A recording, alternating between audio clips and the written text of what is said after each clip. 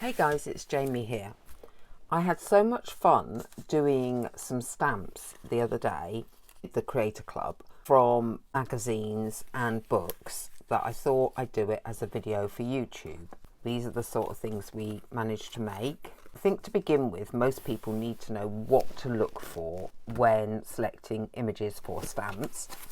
And what I suggested was that you get a glossy magazine and you go back to the adverts because they are more likely to be of a size that you can use. Hey guys, it's Jamie from the future.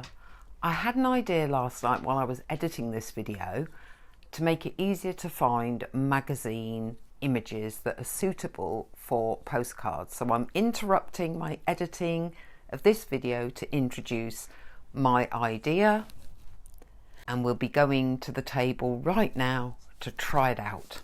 Going to apply my clever idea. My clever idea is, I know that's going to be the size of the stamp, and therefore if something looks good within that, we know to cut it out. And I think for now I'm just going to roughly draw around it. If you can see what something will look like, you will know whether it will make an interesting stamp, postage stamp. I have a method for making them more matte, which is coming up later on in the video. I'm sure you can see now how easy it is to frame things. Like that would make a nice boho postage stamp that you know roughly how it's going to look. Oh look, we've got some patterns over here that might work for a modern journal. Travel journal, that might work. That's cool. Even if that was to go on a masterboard. Right, that's a good pattern there. I'm sure you get the idea. Just try placing this on different things and then seeing if you think it will make a good pattern. That would work as a postage stamp. You see, this makes it so much easier. All I've done is cut the size of my punch out of a piece of craft card and then given it a border. And now I know what I would be punching. What we're going to do next is, with all the images that have been chosen, put them into the square hole punch and punch out a square. Sometimes with these you're going to have to put two layers together so you don't ruin a hole punch, and trim them up so you can line up the bit you want. And if you do your hole punch upside down, it'll give you a much better idea of the image that you're going to get. Take a bit off the bottom of there, and we might be able to get another one this way. I've got a lot of images here, so this is potentially a huge amount of stamps. With this one, we're going to cut down that border at that size. I shall continue to work through these images. Now everything's in squares. I have some white cardstock and a glue stick,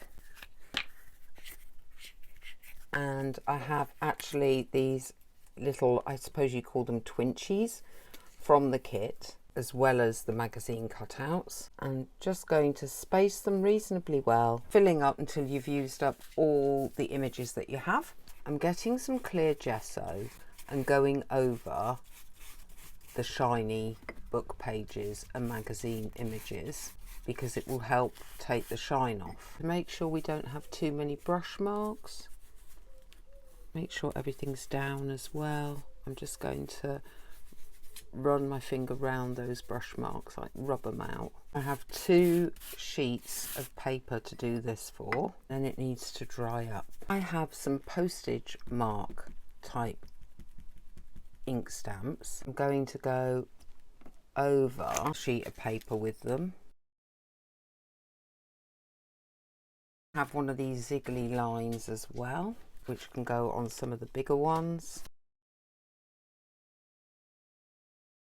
And I actually have 3 sheets of these. I thought I only had 2. So I'm going to work my way through all 3 sheets. Now they're all fully stamped up with different stamps. I'm just going to chop them out roughly. Take some fancy edge scissors. You can get these in kids' craft stores, and cut reasonably closely around that white area. So that's one style of fancy scissor. This is just so you can see different effects. I actually have about 8 pairs of these because they came in a set, but I'm not doing all 8. If you're a neat person, you can do it neat, but I actually think they look more like postage stamps when they're a bit attacked. Hopefully you can see the slightly different edges you can get. The other thing you can use is hairdressing thinning scissors, and this way you will get a very ragged, torn edge. They're not designed for paper, but they will give you that very junk journal style look. I now have all these stamps to put in as ephemera to my little handmade holder.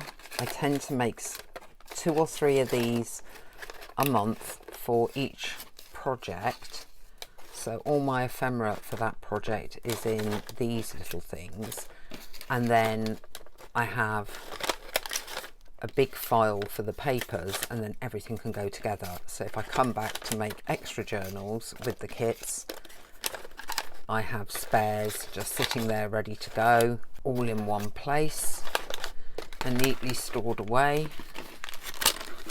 For example, Masquerade, got some bits of loose ephemera. Oh, what happened to my little holders for that? I've no idea, they're around somewhere.